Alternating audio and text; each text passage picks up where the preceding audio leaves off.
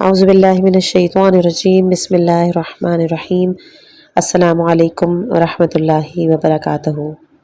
آپ تمام سننے والوں کو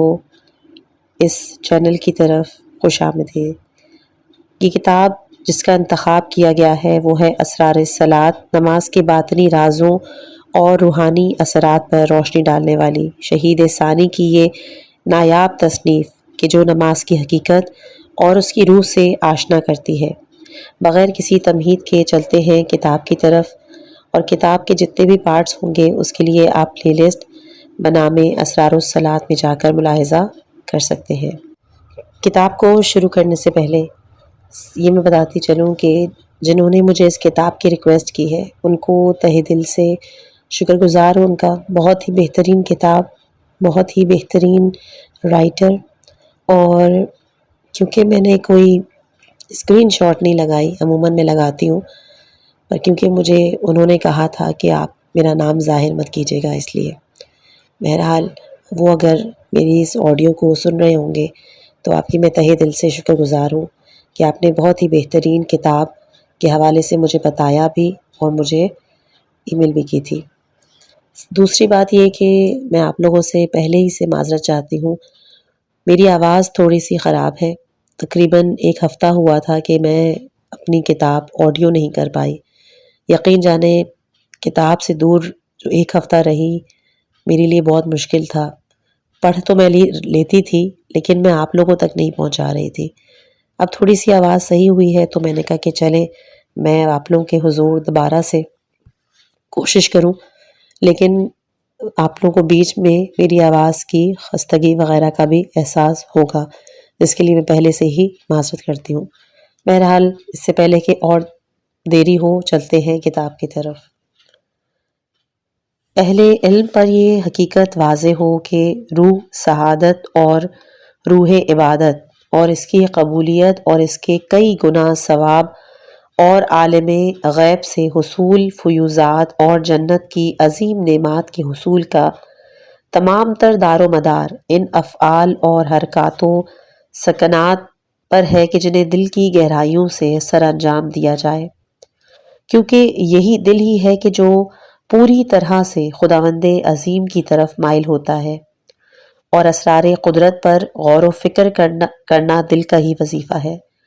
اور دل کا فرض ہے کہ پوری توجہ سے عبادات اسلامی بالخصوص نماز کے افعال اور حرکات کی طرف متوجہ ہو، کیونکہ نماز میں کبھی صدق و اخلاص کا اظہار ہے اور کبھی انقطاع و اختصاص پایا جاتا ہے، کبھی خداوند بزرگ و برتر کی تکبیر تمجید حمد ہے اور کبھی دعا اور احتحال ہے، کبھی بارگاہ احادیث میں اظہار خضوع و خشوع ہے،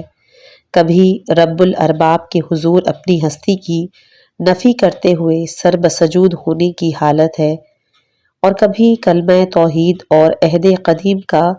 اقرار اور تجدید عہد ہے۔ اگر نمازی پورے خلوص قلب سے نماز ادا کرے تو اس کی فکر صادق کے نتیجے میں بہت سے دقیق حقائق کا انکشاف ممکن ہے، اور جب نماز صحیح طور پر ادا ہوگی تو وہ برائی اور بے حیائی سے بچانے والی ثابت ہوگی، جیسا کہ قرآن اور حدیث میں بھی بیان ہوا ہے۔ اسی لیے ہر مکلف کا فرض ہے کہ پورے اقبال قلب کے ساتھ نماز ادا کرے اور اس کے اسرار پر غور و فکر کرے، نماز کو اس کے جملہ آداب سے بچا لائے۔ اگر خدا نخواستہ ایسا نہ ہوا تو نماز ایک بے روح جسم قرار پائے گی اور بے ثمر درخت اور بلا مقصد عمل ٹھہرے گی۔ چنانچہ ہم نے اسی ضرورت کو مد نظر رکھتے ہوئے یہ رسالہ تحریر کیا تاکہ اہل ایمان کو نماز کے اسرار اور لطائف سے باخبر کیا جا سکے۔ یہ اسرار و لطائف ہمارے اپنے پیدا کردہ ہرگز نہیں ہیں، بلکہ یہ حقائق جناب رسول خدا صلی اللہ علیہ وآلہ وسلم اور ان کے اہل بیت طاہرین علیہم السلام سے مروی ہیں، اور علماء کاملین رضوان اللہ علیہم کے بیان کردہ ہیں، لیکن چونکہ یہ اسرار اور لطائف متفرق مقامات پر تھے اور ان سب پر مطلع ہونا بہت سے افراد کے لیے مشکل تھا، اسی لیے ہم نے انہیں یکجا کرنے کی سعادت حاصل کی۔ ہم نے اس رسالے میں نماز فریضہ اور نماز نافلہ کے اسرار اور لطائف پر بحث کی ہے۔ اب مطلب اول ہے تحقیق قلب۔ ہمارے اس رسالے میں تمام تر زور قلب پر دیا گیا ہے، اسی لیے لازمی ہے کہ یہ دیکھیں کہ قلب کیا ہوتا ہے، ہم لفظ قلب سے کیا مراد لیتے ہیں۔ جاننا چاہیے کہ لفظ قلب کا اطلاق دو معنیوں پر ہوتا ہے۔ پہلا، سنوبری شکل کا گوشت کا ایک ٹکڑا کہ جو ہر جاندار کے بائیں پہلو میں ہوتا ہے اور جو ہر دم دھڑکتا رہتا ہے اور اس کے اندر سیاہ رنگ کا خون ہوتا ہے۔ یہ قلب تمام اعضاء کا رئیس ہوتا ہے، یہ روح کا معدن ہے، منبع ہے، اور یہ قلب تمام جانداروں میں موجود ہوتا ہے، حتیٰ کہ مردہ جاندار میں بھی یہ صنوبری عضو موجود ہوتا ہے۔ ہماری بحث کا تعلق اس سے نہیں ہے۔ دوسرا مطلب ہے ایک لطیفہ روحانیہ جس کا قلب انسانی سے ایک گنا تعلق اور ربط ہے۔ اسی روحانی لطیفے کو کبھی قلب کہا گیا ہے، کبھی نفس، کبھی اسے روح اور کبھی لفظ انسان سے تعبیر کیا گیا ہے۔ ہمارا مقصود بھی یہی قلب ہے اور یہی قلب ہی صاحب علم اور ادراک ہوتا ہے، اسی سے ہی خطاب ہوتا ہے، اسی سے احکام شرعی کا مطالبہ کیا جاتا ہے۔ مطلوبہ وظیفہ سر انجام نہ دینے پر اسے سرزنش کی جاتی ہے۔ اس قلب کا قلب جسمانی سے گہرا ارتباط اور واسطہ ہوتا ہے اور اس تعلق کے سمجھنے سے اکثر لوگ عاجز ہیں۔ اس قلب حقیقی کا قلب محسوس سے وہی تعلق ہے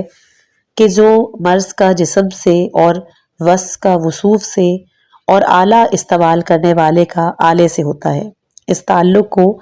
ہم سادہ الفاظ میں یوں ادا کر سکتے ہیں کہ قلب باطن کا قلب ظاہر سے وہی تعلق ہے کہ جو مکین کا مکان سے ہوتا ہے۔ اس مقام پر ہمیں قلب کی ماہیت کے متعلق زیادہ بحث نہیں ہے، ورنہ ہم اپنے مقصد سے دور ہٹ جائیں گے۔ بہر نوع قرآن اور سنت میں جہاں بھی لفظ قلب کا اطلاق ہوا ہے، اس سے مراد یہی قلب باطنی ہے، اور اس قلب باطنی کو کبھی سینے میں دھڑکتے ہوئے قلب سے بھی تعبیر کیا گیا ہے، جیسا کہ خداوند عالم کا فرمان ہے، بے شک آنکھیں اندھی نہیں ہوئی ہیں لیکن وہ دل اندھے ہو گئے ہیں کہ جو سینوں میں ہیں۔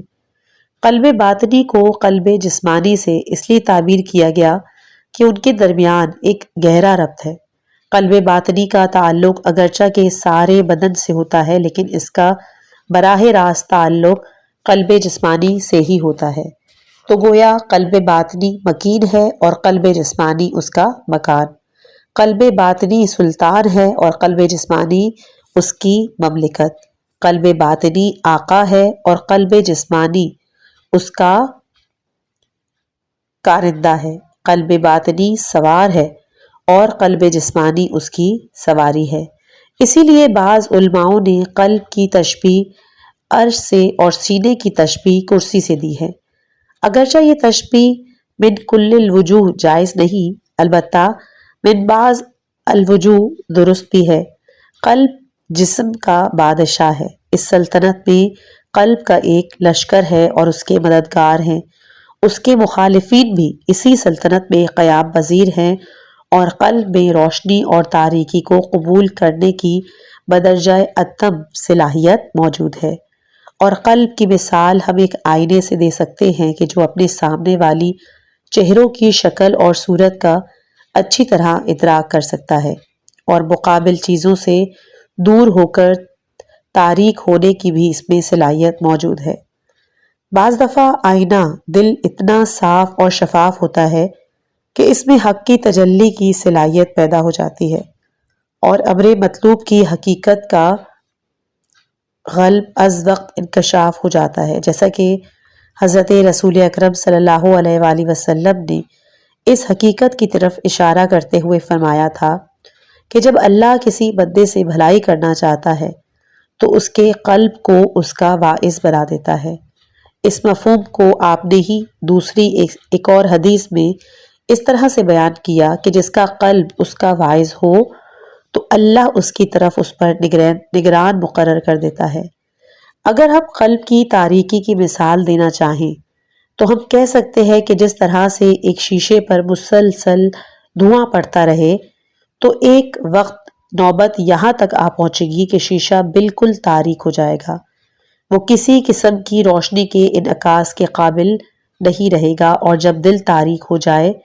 تو پھر لطائف قدرت کا انعکاس ممکن نہیں۔ ایسا شخص ذات حق سے محجوب قرار پاتا ہے، اور دل کی اسی تاریکی کو قرآن مجید میں لفظ تباہ سے تعبیر کیا گیا ہے، جیسے کہ قرآن میں ہے، اگر ہم چاہتے ان کے گناہوں کی بدولت ان کو مصیبت میں پھنسا دیتے، یہ لوگوں کے لیے ناسمجھ ہیں، ان کے دلوں پر ہم خود مہر کر دیتے ہیں، پھر یہ لوگ کچھ نہیں سنیں گے۔ اس آیت میں اللہ تعالیٰ نے حق کی آواز نہ سننے کو تباہ یعنی مہر کر دینے سے تعبیر کی ہے، جبکہ تقویٰ کی آواز حق سننے سے تعبیر کی گئی ہے، جیسا کہ ارشاد خداوندی ہے، اللہ کا تقویٰ اختیار کرو، آواز حق کو سنو اور اللہ کا تقویٰ اختیار کرو اور اللہ تمہیں تعلیم دیتا ہے۔ ایک اور آیت میں ظلمت قلب کے لفظ رین یعنی زنگ سے تعبیر فرمایا ہے، جیسا کہ ارشاد ربی ہے، نہیں بات یہ ہے کہ لوگ جو اعمال بد کرتے ہیں ان کے دلوں پر زنگ بیٹھ جاتا ہے۔ ان آیات سے معلوم ہوتا ہے کہ گناہوں کی کثرت کی وجہ سے دلوں پر مہر ثبت ہو جاتی ہے اور آئینہ دل زنگ آلود ہو جاتا ہے، اور پھر وہ حق کے ادراک اور دین کے غم کے قابل نہیں رہتا۔ اس کے نتیجے میں انسان آخرت کو کوئی اہمیت نہیں دیتا، دنیا کو ہی اپنے لیے سب کچھ سمجھ لیتا ہے، اور ایسے شخص کو امور آخرت کی اگر یاد دہانی بھی کرائی جائے تو بھی اس پر اثر نہیں ہوتا، وہ نصیحت کو ایک کان سے سن کر دوسرے سے نکال دیتا ہے۔ زنگ آلود دل میں یاد آخرت نہیں ٹھہر سکتی، ایسا شخص توبہ کی طرف کبھی بھی مائل نہیں ہو سکتا۔ جب نفس امارہ کی وجہ سے دل تاریک ہو تو اس کے لیے انداز اور عدم انداز یکساں ہو جاتا ہے۔ جناب نبی کریم صلی اللہ علیہ وآلہ وسلم نے ایک حدیث میں فرمایا، مومن کا قلب صاف اور شفاف ہوتا ہے اور اس میں ایک چراغ جلتا رہتا ہے، اور کافر کا دل سیاہ اور الٹا ہوتا ہے۔ امام محمد باقر علیہ السلام فرماتے ہیں کہ دل 3 طرح کے ہوتے ہیں، ایک دل بالکل الٹا ہے جس میں نیکی کا گزر ہی نہیں ہوتا، اور یہ کافر کا دل ہے۔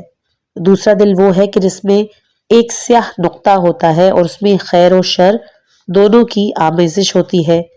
اور اس دل پر کبھی نیکی غالب ہوتی ہے اور کبھی برائی۔ تیسرا دل ایک کھلا ہوا دل ہے کہ جس میں ہر وقت چراغ روشن رہتے ہیں اور روز قیامت تک اس کا نور نہیں بجھ سکتا۔ آپ امام علیہ السلام کے فرمان کے اس حصے پر توجہ فرمائیں کہ روز قیامت تک اس کا نور نہیں بجھ سکتا، اس سے قلب جسمانی مراد نہیں لیا جا سکتا، کیونکہ وہ تو موت کے ساتھ ہی مر جاتا ہے، لہٰذا اس سے مراد قلب جسمانی کے بجائے قلب باطنی ہے۔ ایک اور مقام پر امام محمد باقر علیہ السلام اپنے والد علیہ السلام سے روایت کرتے ہوئے فرماتے ہیں کہ ہر شخص کے دل میں سفید نقطہ ہوتا ہے، اگر وہ گناہ شروع کر دے تو وہ نقطہ سیاہ ہو جاتا ہے، اور اگر وہ توبہ کر لے تو سیاہی دور ہو جاتی ہے، لیکن اگر وہ گناہوں میں منہمک ہو جائے تو سیاہی کا دائرہ بڑھتے بڑھتے سفیدی کو ڈھانپ لیتا ہے، اور جب سیاہی سفیدی کو مکمل ڈھانپ لے تو ایسا شخص اچھائی کی طرف کبھی بھی واپس نہیں آ سکتا، جیسا کہ خداوند عالم نے بھی ارشاد فرمایا کہ بات یہ ہے کہ یہ لوگ جو اعمال بد کرتے ہیں ان کے دلوں پر زنگ بیٹھ گیا ہے۔ اللہ نے اہل تقویٰ کی یہ صفت بیان کی ہے کہ بے شک جو لوگ پرہیزگار ہیں انہیں جب بھی شیطان کا خیال چھو جاتا ہے تو چونک جاتے ہیں، پھر ان کی آنکھیں کھل جاتی ہیں تو اللہ تعالیٰ نے بتلایا ہے کہ قلب کی جلا ذکر سے ہوتی ہے اور متقی ہی نصیحت حاصل کرنے والے ہوتے ہیں۔ تقویٰ ذکر کا دروازہ ہے، ذکر کشف کا دروازہ ہے، اور کشف عظیم کامیابی کا دروازہ ہے۔ آپ کو جاننا چاہیے کہ قلب ایک قلعے کی طرح ہے۔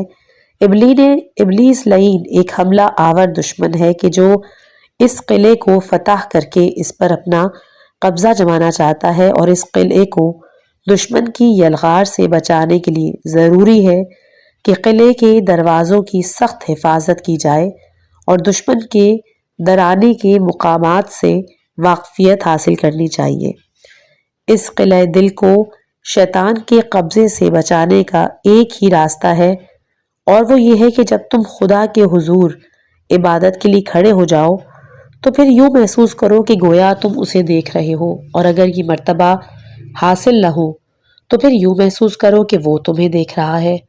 اور جب تمہیں اس بات کا یقین ہو جائے گا تو اس یقین کے بدولت وہ تمام دروازے خود بخود بند ہو جائیں گے کہ جہاں سے ابلیس کے آنے کا امکان ہوگا، اور اس لعین کے وسواسوں سے محفوظ ہو جاؤ گے۔ جناب رسول اکرم صلی اللہ علیہ وآلہ وسلم نے فرمایا کہ جب انسان نماز پڑھتا ہے تو شیطان اس کے پاس آ کر کہتا ہے فلاں چیز یاد کرو، فلاں چیز یاد کرو۔ آخرکار نمازی کو بھلا دیتا ہے کہ اس نے کتنی رکعت نماز پڑھی ہے۔ تو معلوم ہوا کہ فقط زبان سے ہی ذکر خداوندی کرنے سے ابلیس لعین کو روکنا ممکن نہیں ہے، اس کے لیے دل کی عمارت کو تقوی سے آباد کرنا ضروری ہے، اور دل کو جملہ صفات مذمومہ کی جڑی بوٹیوں سے پاک کرنا انتہائی ضروری ہے، کیونکہ صفات مذمومہ ہی ابلیس کی مددگار اور اس کا لشکر ہے۔ اس مقام پر یہ نقطہ ذہن نشین رہنا چاہیے کہ ابلیس کا زیادہ تر حملہ حالت ذکر اور عبادت میں ہی ہوتا ہے۔ اسی لیے تو اللہ تعالیٰ نے فرمایا کہ بے شک جو لوگ پرہیزگار ہیں انہیں جب بھی شیطان کا خیال چھو جاتا ہے تو چونک پڑتے ہیں، پھر فوراً ان کی آنکھیں کھل جاتی ہیں۔ یہ آیت متقین کے ساتھ مخصوص ہے۔ آپ سے بھی گزارش ہے کہ آپ اپنے افضل الاعمال یعنی نماز پر نگاہ ڈالیں اور دیکھیں کہ ابلیس لعین حالت نماز میں آپ پر کس قدر حملہ آور ہوتا ہے۔ حالت نماز میں کس طرح سے آپ کو بازاروں، گلستانوں، شہروں، شہریاروں، روزمرہ کے حساب کتاب اور مخالفین کے اعتراضات کے جواب دینے میں الجھا دیتا ہے۔ ممکن ہے کہ ایسا بھی ہو کہ دنیا جہان کی بھولی بصری بات بھی آپ کو نماز میں ہی یاد آئے۔ شیاطین کا یہ حملہ عام حالات میں نہیں ہوتا، یہ حملہ اکثر نماز میں ہی ہوتا ہے۔ ان حقائق کی وجہ سے اس امر کو تسلیم کیے بغیر کوئی چارہ نہیں کہ مطلقاً عبادت کی شکل و صورت سے شیطان کو نہیں بھگایا جا سکتا۔ اگر آپ اس حالت میں اپنی نماز فریضہ ادا بھی کریں گے تو اس کی قدر و قیمت بارگاہ احادیث میں کیا ہوگی، اس کا اندازہ آپ خود ہی لگا سکتے ہیں۔ معلوم ہوتا ہے کہ شیطانی خیالات سے نجات حاصل کرنے کے لیے نماز کی ظاہری صورت ہی کافی نہیں ہے، بلکہ اس کے ساتھ ساتھ اپنے باطن کی صفائی کی طرف بھی توجہ دینی ضروری ہے۔ باطن میں رچی بسی اور صاف ضمیمہ ابلیس کا لشکر ہے، اور جب تک آپ ابلیس کے لشکر سے چھٹکارا حاصل نہ کر لیں گے اس وقت تک بیرونی دوا چندہ مؤثر ثابت نہیں ہوگی۔ جس طرح سے کوئی مریض دوا کے ساتھ ساتھ بد پرہیزی کرے تو دوا اس کے لیے کبھی بھی مفید ثابت نہیں ہو سکتی۔ آپ کو چاہیے کہ آپ لذت مناجات کے حصول کے لیے سب سے پہلے اپنے دل کا تقصیہ کریں اور اس سے رذائل سے اس کو صاف کریں، اپنے قلب کو ہر طرح کی تفرید سے پاک کریں۔ بعد ازاں آپ کا قلب فضائل سے متصف ہونے کے قابل بن سکے گا، اور اس صورت میں آپ کے قلب کو ذکر الہی سے اطمینان نصیب ہوگا۔ آگاہ رہو، اللہ کے ذکر سے دلوں کو اطمینان ملتا ہے۔ الا بذکر اللہ تطمئن القلوب۔ آپ اپنے قلب کے استقامت اور توجہ کو آزمانے کے لیے ذکر الہی کو میزان بنائیں۔ اگر آپ کا دل ذکر الہی پہ اطمینان اور سکون حاصل کرے تو آپ کو مبارک ہو، ورنہ اس دل مردہ کو زندہ کرنے کی فکر کریں۔ دل کو زندہ کرنے کا ایک طریقہ امیر المومنین علیہ السلام نے حضرت امام حسن علیہ السلام کو وصیت کرتے ہوئے فرمایا تھا، اپنے دل کو نصیحت سے زندہ کرو۔ خداوند عالم سے دعا ہے کہ بحق محمد و آل محمد ہمیں اور آپ کو استقامت قلب کی دولت سے سرفراز فرمائے، آمین یا رب العالمین۔ اخلاص عمل۔ اللہ تعالیٰ نے جہاں قرآن مجید میں نمازیوں کی نجات پر نص فرمائی ہے اور ارشاد فرمایا ہے کہ وہ اہل ایمان فرستگار ہوئے جو اپنی نمازوں میں خشوع کرتے ہیں، وہاں نمازیوں کی ہلاکت کا بھی ذکر فرمایا ہے۔ چنانچہ رب العزت کا فرمان ہے تو ان نمازیوں کے لیے تباہی ہے کہ جو اپنی نماز سے غافل رہتے ہیں۔ اس آیہ مجیدہ میں بالکل واضح کر دیا گیا کہ وہ نمازی اس کے لیے مذمت کے قابل بنے ہیں کہ انہوں نے نماز میں غفلت کرنی شروع کی یا بے الفاظ دیگر نماز کے معانی اور مطالب سے غافل رہتے ہیں۔ واضح ہو کہ اس آیہ مجیدہ میں تارکین صلاۃ کی مذمت نہیں بلکہ غافلین فی الصلاۃ کی مذمت ہے۔ اللہ تعالیٰ نے اہل ایمان کے اعمال کی تصویر کشی ان الفاظ سے فرمائی ہے، اور وہ وہی ہیں خدا کی راہ میں جو کچھ ان سے بن پڑتا ہے دیتے ہیں، اور پھر ان کے دلوں کو یہ کھٹکا لگا رہتا ہے کہ انہیں اپنے پروردگار کے سامنے لوٹ کر جانا ہے۔ اس آیت میں آپ نے ملاحظہ کیا کہ اللہ تعالیٰ نے سابقین الی الخیرات کی سخاوت کو بیان کرتے ہوئے ان کی قلبی کیفیت کو بھی ساتھ بیان کیا کہ جو دو عطا کے وقت ان کے دل لرز رہے ہوتے ہیں، ان کے دل کا لرزنا حضور قلب کا مکمل ترین اظہار ہے۔ جناب سید المرسلین صلی اللہ علیہ وآلہ وسلم نے فرمایا، نماز ترازو ہے، جس نے یہاں ترازو کو صحیح قائم کیا اسے قیامت کے دن میزان عدل سے بھی بھرپور حصہ ملے گا۔ حضور صلی اللہ علیہ وآلہ وسلم کی ایک اور مشہور حدیث ہے کہ اللہ کی یوں عبادت کرو گویا تم اسے دیکھ رہے ہو، اور اگر تم اسے نہیں دیکھ رہے تو وہ تمہیں دیکھ رہا ہے۔ جناب رسول خدا صلی اللہ علیہ وآلہ وسلم نے اپنی امت کے دو افراد کی نماز کا موازنہ کرتے ہوئے فرمایا کہ میری امت کے دو شخص نماز پڑھتے ہیں، ان دونوں کا رکوع اور سجدہ بھی ایک ہوتا ہے، لیکن دونوں کی نمازوں میں زمین و آسمان کا فاصلہ ہوتا ہے۔ آن حضرت صلی اللہ علیہ وآلہ وسلم نے فرمایا کہ کیا نماز میں منہ موڑنے والے شخص کو یہ ڈر نہیں ہے کہ اللہ اس کے چہرے کی جگہ گدھے کا چہرہ لگا دے گا؟ آن حضرت صلی اللہ علیہ وآلہ وسلم نے 2 رکعت مقبولہ کی فضیلت بیان کرتے ہوئے فرمایا کہ جو شخص 2 رکعت نماز پڑھے اور دوران نماز دنیا کی کسی چیز کو یاد نہ کرے تو اللہ اس کے گناہوں کو معاف فرما دے گا۔ آن حضرت صلی اللہ علیہ وآلہ وسلم نے خالص عبادت کی فضیلت یوں بیان فرمائی، جو شخص اپنے آپ کو نماز فریضہ میں مصروف کرے اور اپنی نماز میں رکوع اور سجود اور خشوع مکمل طور پہ بجا لائے، پھر اللہ کی تمجید اور عظمت اور حمد کرے، مسجد کو نہ چھوڑے یہاں تک کہ دوسری فریضہ نماز کا وقت آ جائے، تو ایسے شخص کے لیے اللہ تعالیٰ حج و عمرہ کرنے والے کا اجر لکھے گا، اور ایسا شخص اہل علیین میں سے ہوگا۔ آن حضرت صلی اللہ علیہ وآلہ وسلم نے نماز کی قبولیت اور عدم قبولیت کے متعلق ارشاد فرمایا، کبھی آدھی نماز قبول ہوتی ہے اور کسی کی چوتھائی، کسی کو نماز کا 5واں حصہ قبول ہوتا ہے، اور قبولیت کی حد 1/10 حصے تک بھی ہوتی ہے، اور کچھ نماز ایسی ہوتی ہے جسے پرانے کپڑوں کی طرح لپیٹ دیا جاتا ہے، پھر اسے پڑھنے والے کے منہ پر مار دیا جاتا ہے کہ یاد رکھو تمہاری نماز کا وہی حصہ قبول ہے کہ امام محمد باقر علیہ السلام نے اپنے آبائے طاہرین کی سند سے رسول خدا صلی اللہ علیہ وآلہ وسلم سے روایت کی ہے کہ جب بندہ مومن نماز میں کھڑا ہوتا ہے تو خداوند عالم اس کی طرف نگاہ رحمت فرماتا ہے، یا حضور نے فرمایا کہ اللہ تعالیٰ اس کی طرف متوجہ ہوتا ہے جب تک وہ نماز ختم کر کے واپس نہ ہو لے، اور اس کے سر سے آسمان کے افق تک اس پر رحمت خداوندی سایہ کرتی ہے۔ ملائکہ چاروں طرف سے آسمان کے افق تک اسے اپنے گھیرے میں لے لیتے ہیں، اور اللہ تعالیٰ اس کے سر پر کھڑے ہونے والے فرشتے کو موکل کرتا ہے کہ جو اس سے کہتا ہے، نماز پڑھنے والے، اگر تجھے علم ہوتا کہ تجھے کون دیکھ رہا ہے اور تو کس سے محو مناجات ہے تو کسی چیز کی طرف توجہ ہی نہ دیتا اور اپنے مقام سے کبھی بھی نہ ہلتا۔ امام صادق علیہ السلام نے ارشاد فرمایا کہ جس دل میں خوف اور امید جمع ہوگی اس کے لیے جنت واجب ہو جائے گی، لہٰذا تجھے چاہیے کہ جب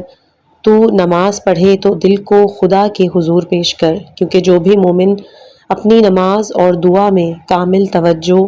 قلب سے خدا کے حضور پیش ہوتا ہے تو اللہ مومنین کے دلوں میں اس کی محبت پیدا کرتا اور مومنین کے دلوں میں اس کے لیے جنت کی دعا مانگنے کا الہام فرماتا ہے۔ ابو حمزہ سمالی بیان کرتے ہیں کہ میں نے امام زین العابدین علیہ السلام کو نماز پڑھتے ہوئے دیکھا۔ دوران نماز امام علیہ السلام کی ردا آپ کے کندھے سے گر گئی تو امام علیہ السلام نے اس کی طرف مطلق توجہ نہ کی، یہاں تک کہ نماز سے فارغ ہوئے میں نے ان سے پوچھا تو مجھے کہا، تجھ پر افسوس، تجھے علم نہیں کہ میں کس کے حضور کھڑا تھا؟ مومن کی وہی نماز قبول ہوتی ہے جسے وہ دل کی گہرائی سے ادا کرتا ہے۔ میں نے عرض کیا، میں آپ پہ قربان، پھر تو ہم ہلاک ہو گئے۔ آپ نے فرمایا، ہرگز نہیں، اللہ فرائض کی تکمیل نوافل سے کر دے گا۔ فضیل بن یسار نے امام محمد باقر علیہ السلام اور امام جعفر صادق علیہ السلام سے روایت کی کہ تمہارے حصے میں صرف وہی نماز آئے گی کہ جو تم نے رجوع قلب سے ادا کی ہوگی۔ اگر نمازی پوری نماز میں شک کا شکار رہے یا اس کے آداب سے غفلت برتے تو وہ نماز لپیٹ کر اس کے منہ پر مار دی جائے گی۔ زادرہ امام محمد باقر علیہ السلام سے روایت کرتے ہیں کہ انہوں نے فرمایا کہ جب نماز کے لیے کھڑے ہو جاؤ تو تمہیں پورے حضور قلب سے نماز پڑھنی چاہیے، کیونکہ حضور قلب سے ادا کی ہوئی نماز ہی تمہارے حصے میں آئے گی۔ لہٰذا تمہیں چاہیے کہ دوران نماز اپنے سر کو نہ کھجاؤ، نہ ہی داڑھی سے کھیلو، نہ ہی دل میں کسی اور سے محو گفتگو رہو، اور نہ ہی شکار کے متعلق سوچو، اور نہ ہی بازو کو ادھر ادھر حرکت دو، اور نہ ہی انگڑائی لو۔ حلبی امام صادق علیہ السلام سے روایت کرتے ہیں کہ انہوں نے فرمایا کہ جب نماز پڑھو تو پورے حضور قلب سے پڑھو، کیونکہ اللہ تعالیٰ نے فرمایا ہے، بے شک ان ایمانداروں نے نجات حاصل کی کہ جو اپنی نماز میں خشوع کرتے ہیں۔ آپ نے اپنے جد نامدار حضرت زین العابدین علیہ السلام کی نماز کی کیفیت یوں بیان فرمائی کہ جب آپ نماز کے لیے کھڑے ہوتے تھے آپ کا رنگ متغیر ہو جاتا، اور جب سجدہ کرتے تو مقام سجدہ آنسوؤں سے تر ہو جاتا تھا۔ نماز میں آپ شاخ درخت کی طرح ہوتے تھے کہ جو خود نہیں ہلتی جب تک اسے ہوا نہ ہلائے۔ حضرت محمد باقر علیہ السلام نے فرمایا کہ بروز قیامت بندے سے سب سے پہلے نماز کا حساب لیا جائے گا۔ اگر نماز قبول ہو گئی تو پھر باقی اعمال بھی قبول ہو جائیں گے، اور جب نماز اپنے وقت پر خدا کی طرف سفر کرتی ہے تو پھر اپنے پڑھنے والے کے پاس خوبصورت اور چمکتی ہوئی شکل میں آ کر کہتی ہے کہ تو نے میری حفاظت کی، اللہ تیری حفاظت کرے۔ بے وقت اور شرائط اور حدود کا خیال رکھے بغیر ادا کی جانے والی نماز خدا کی جانب سفر کرتی ہے، پھر سیاہ اور ڈراؤنی شکل لے کر نمازی کے پاس واپس آ کر کہتی ہے کہ تو نے مجھے ضائع کیا، اللہ تجھے ضائع کرے۔ ایس بن قسم نے امام جعفر صادق علیہ السلام سے روایت کی ہے کہ آپ نے فرمایا، خدا کی قسم بعض اوقات انسان 50 برس کا ہو جاتا ہے جبکہ خدا نے اس کی ایک بھی نماز قبول نہیں کی ہوتی، اور اس سے بڑھ کر افسوسناک بات اور کیا ہو سکتی ہے؟ خدا کی قسم تم اپنے ایسے ہمسایوں اور دوستوں کو جانتے ہو کہ اگر بالفرض وہ تم میں سے کسی ایک کے لیے نماز پڑھتے تو اس نماز کو بوجہ حقارت کوئی بھی قبول نہ کرتا۔ خداوند عالم صرف اچھا عمل ہی قبول کرتا ہے۔ اللہ اس عمل کو کیسے قبول کرے جس کا حامل بھی اسے حقیر سمجھتا ہے؟ حضرت امام رضا علیہ السلام فرماتے ہیں کہ امیر المومنین علی علیہ السلام فرمایا کرتے تھے، اس شخص کے لیے خوشخبری ہے کہ جو اپنی دعا اور عبادت کو خالص اللہ کے لیے کرے، اور جو کچھ اس کی آنکھ دیکھتی ہے اپنے دل کو اس میں مشغول نہ کرے، اور جو کچھ اس کے کان سنتے ہیں اس کی وجہ سے اللہ کے ذکر کو نہ بھلائے، اور جو کچھ اس کے علاوہ کسی اور کو عطا کیا گیا ہے اس کی وجہ سے اپنے سینے کو غمناک نہ کرے۔ سفیان بن عینیہ لیسلوکم آیکم احسن عملہ کی آیت کے متعلق کہتے ہیں کہ امام جعفر صادق علیہ السلام نے اس آیت کو پڑھ کے فرمایا کہ اس آیت میں اللہ تعالیٰ نے بہترین عمل کا مطالبہ کیا ہے، زیادہ عمل کا مطالبہ نہیں کیا۔ عمل کے بہترین اور خالص ہونے کا دار و مدار خوف خدا اور سچی نیت پر ہے۔ پھر آپ نے فرمایا کہ کسی عمل پر اس کے خالص ہونے تک قائم رہنا عمل کرنے سے زیادہ مشکل ہوتا ہے۔ عمل خالص کی تعریف یہ ہے کہ تمہیں خدا کے علاوہ اس پر کسی کی ستائش کی ضرورت نہ ہو، اور نیت عمل سے افضل ہے، آگاہ رہنا نیت ہی عمل ہے۔ پھر آپ نے قرآن مجید کی اس آیت کی تلاوت فرمائی کہ کہہ دو کہ ہر شخص اپنی نیت کے مطابق ہی عمل کرتا ہے۔ اسی اسناد سے مروی ہے کہ میں نے حضرت صادق علیہ السلام سے قرآن مجید کی آیت کہ جس کا ترجمہ ہے سوائے اس شخص کے جو خدا کے سامنے پاک دل لے کر پیش ہو، اس کے متعلق دریافت کیا تو آپ نے فرمایا کہ قلب سلیم سے مراد ایک ایسا دل ہے کہ جو خدا کے حضور اس حالت میں حاضر ہو کہ اس میں سوائے خدا کے اور کچھ نہ ہو، اور ہر وہ دل کہ جس میں شک اور شرک ہو وہ بے قیمت ہے۔ اللہ تعالیٰ دنیا میں زہد کو اس لیے پسند کرتا ہے تاکہ لوگوں کے دل آخرت کے لیے آمادہ ہو سکے۔ ابان بن تغلب کہتے ہیں کہ میں نے مزدلفہ میں امام صادق علیہ السلام کے پیچھے نماز پڑھی۔ جب آپ نماز سے فارغ ہوئے تو میری طرف منہ کر کے فرمایا، ابان، جو شخص نماز پنجگانہ ان کے جملہ حدود اور شرائط کے مطابق ادا کرے اور ان کے وقت کا لحاظ رکھے تو وہ شخص بروز قیامت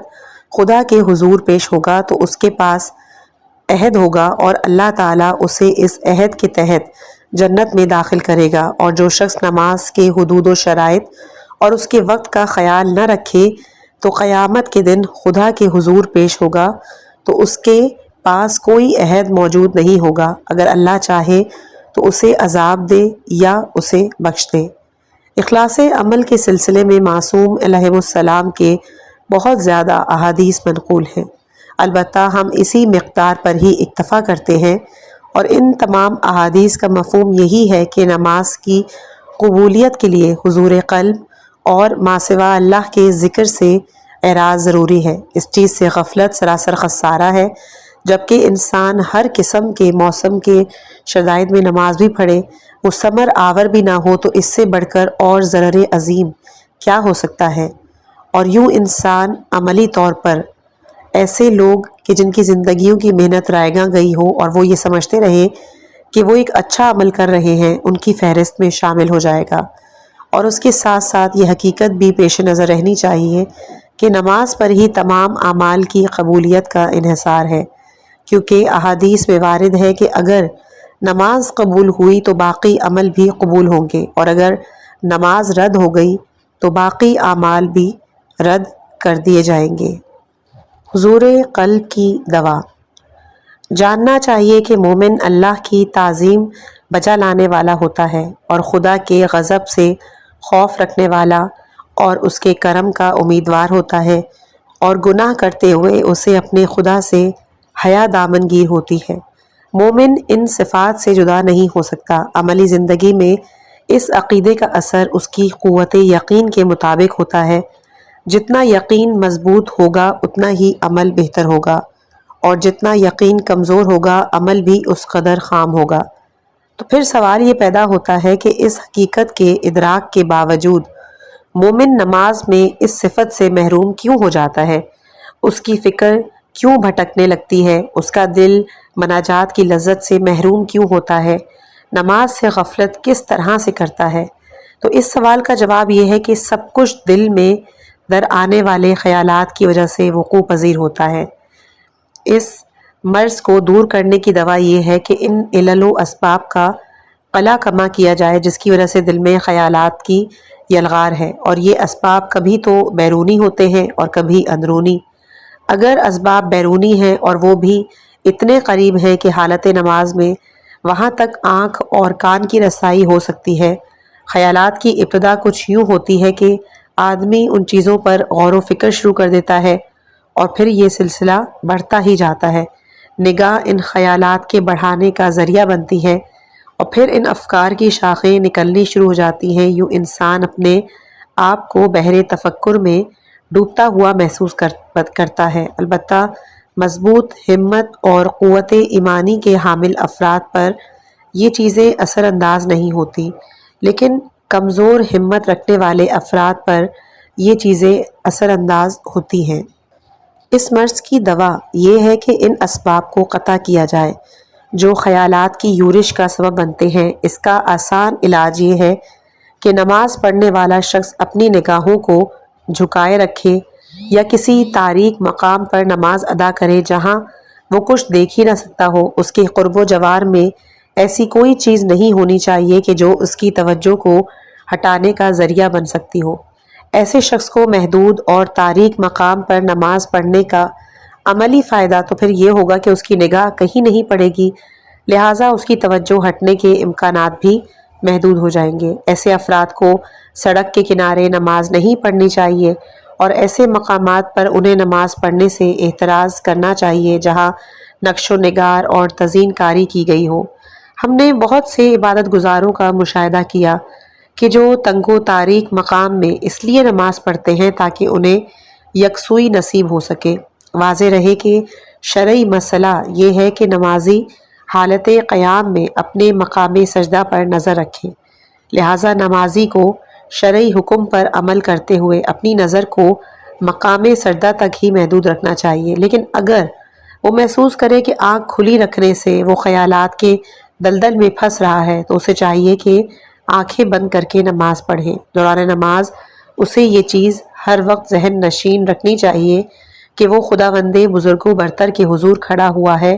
کہ جو اس کے ظاہر اور باطن سے واقف ہے، کہ جو اس کے دل کے خیالات سے پوری طرح باخبر ہے، لہٰذا اسے پورے حضور قلب کے ساتھ اس کے حضور کھڑا ہونا چاہیے۔ کہیں ایسا نہ ہو کہ وہ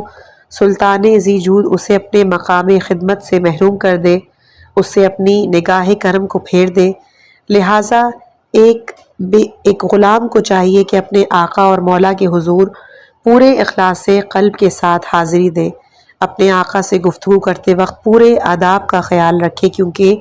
حدیث شریف میں وارد ہے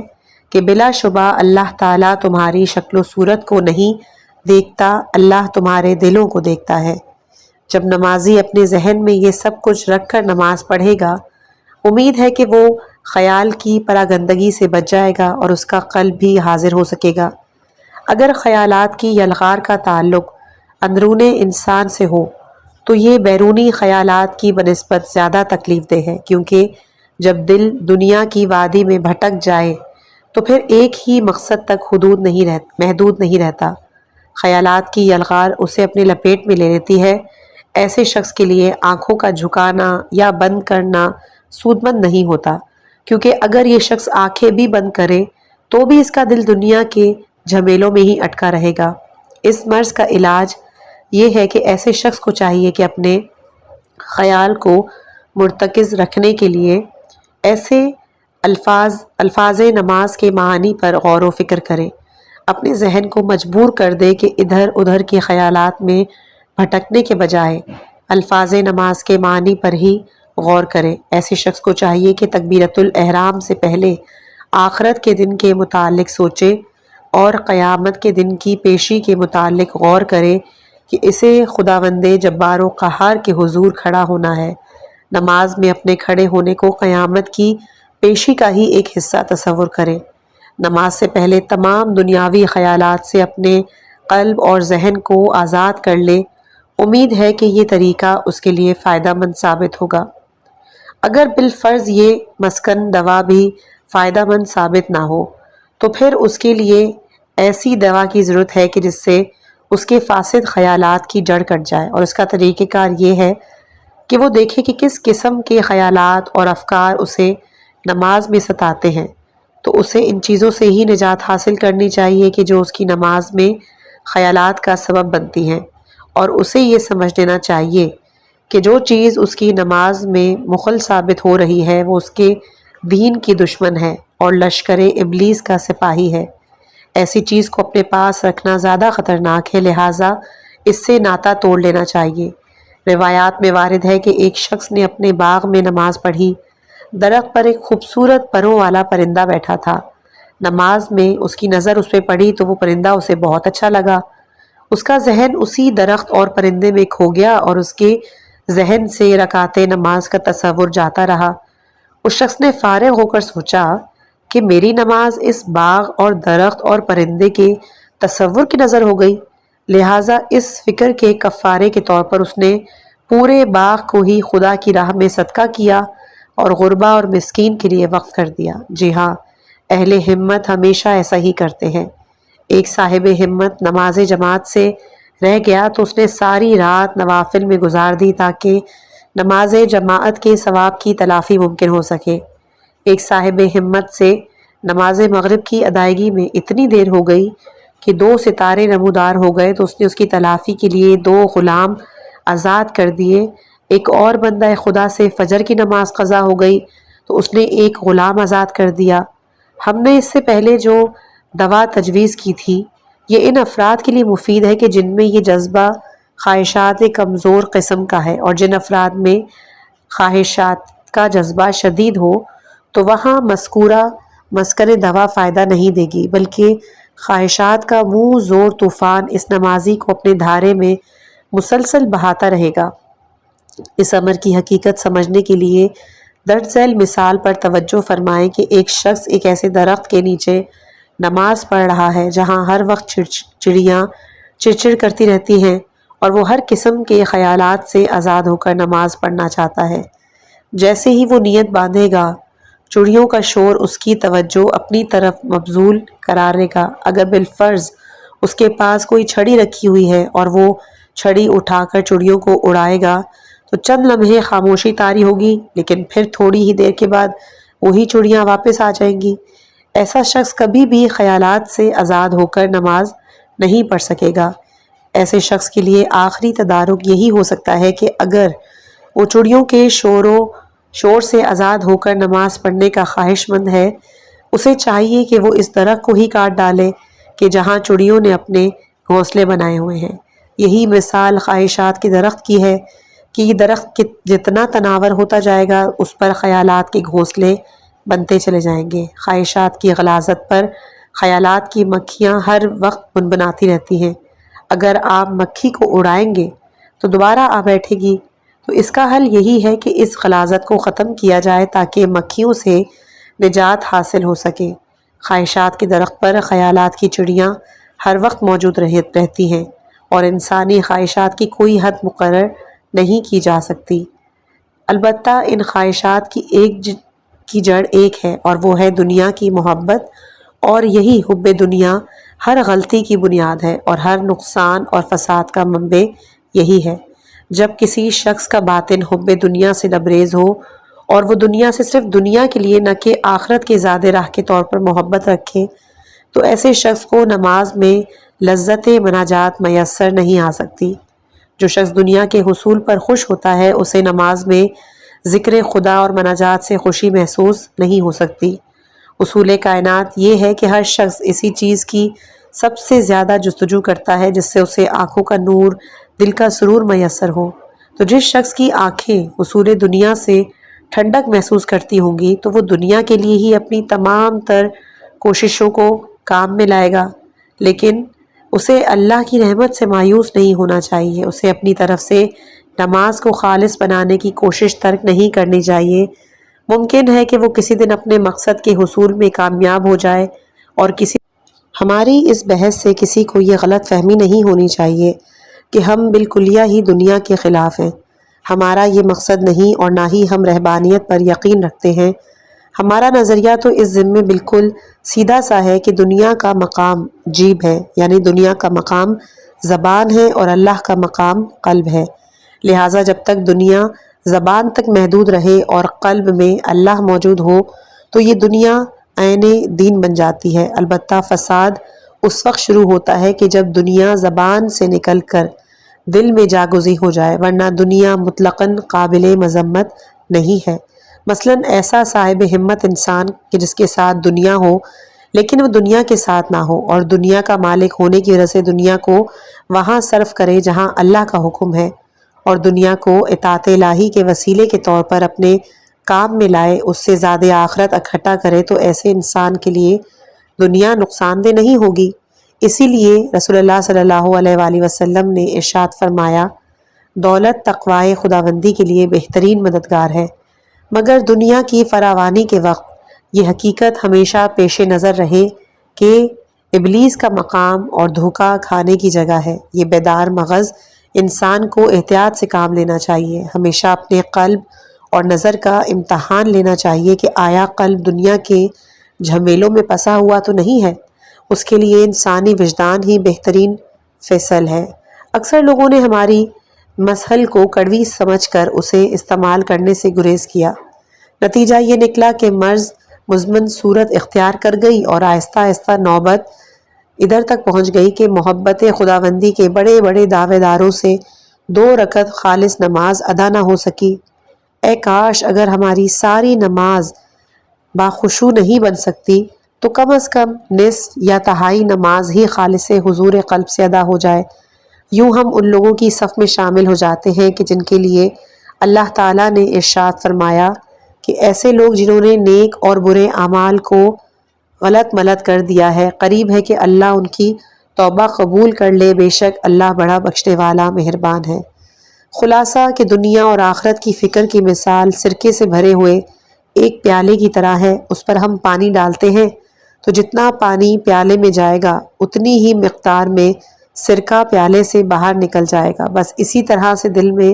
فکر آخرت جس قدر داخل ہوتی جائے گی اسی قدر فکر دنیا دل سے نکلتی جائے گی۔ خداوند عالم ہمیں اور آپ کی توفیق رشد عنایت فرمائے۔ یقیناً کہ وہ غفور اور خداوند متعال سے دعا کرتے ہیں کہ ہم سب کو نماز کی حقیقت کو سمجھنے، خضوع اور خشوع کے ساتھ اسے ادا کرنے، اس کی برکتوں سے اپنی زندگیوں کو سنوارنے کی توفیق عطا فرمائے۔ آمین یا رب العالمین۔ اگر یہ ویڈیو آپ کو پسند آئے تو لائک، سبسکرائب اور شیئر ضرور کیجیے گا تاکہ مزید لوگ بھی اس کتاب کے فیض سے مستفید ہو سکے۔ اپنی خاص دعاؤں میں یاد رکھیے گا۔ والسلام علیکم ورحمۃ اللہ وبرکاتہ۔